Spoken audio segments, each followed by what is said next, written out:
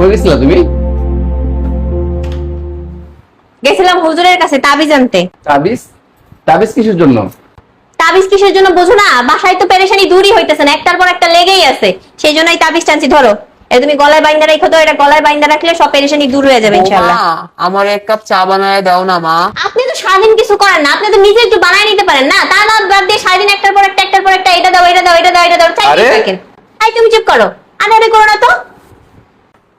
এই, আমি না আমার স্বর্ণের আংটিটা ড্রেসিং টেবিলের উপর খুলে রাখছিলাম, এখন না খুঁজে পাইতেছি না। তুমি কি দেখছো? না তো, আমি তো দেখি নাই। তুমি হারাই ফেলছো? হারাইবো আবার কেমনে, বুঝলাম না তো। তুমি কি দেখছো? এই যে কতদিন ধরে তাবিজটা আইনা দিছি তোমারে, হ্যাঁ 1 মাসের উপরে হইলো, এখনো পর্যন্ত কোনো পেরেশানি তো দূর হইলো না, উল্টা একটার পর একটা লেগেই আছে। তাবিজ কি কাজ করতেছে না? শোনো, আমি তোমার জন্য একটা তাবিজ আনছি, কিন্তু এই তাবিজটা কিন্তু স্বয়ংসম্পূর্ণ না। এটাকে সম্পূর্ণ তোমাকেই করতে হবে। আমি কিভাবে এটা সম্পূর্ণ করব? তুমি এই তাবিজটা ব্যবহার করবা এবং সবসময়ের জন্য মানুষের সাথে ভালো ব্যবহার করবা। যখনই ভালো ব্যবহার করবা তখনই তাবিজ একটা ফু দিবা। বৌমা, আমার এক কাপ চা বানায় দাও না মা। হ্যাঁ মা, দিচ্ছি। আমি আপনাকে সুন্দর করে 1 কাপ চা বানিয়ে দিচ্ছি। তোমাকেও কি 1 কাপ দিব?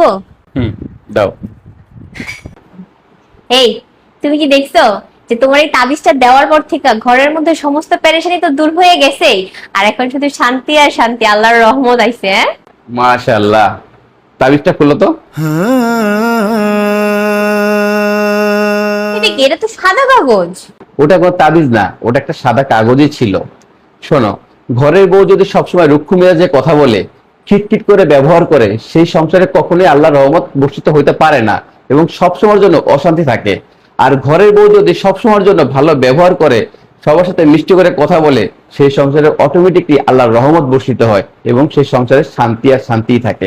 এইটার জন্য কোনো তাবিজ লাগে না, শুধু ঘরের বউ মিষ্টি ব্যবহার করলেই যথেষ্ট।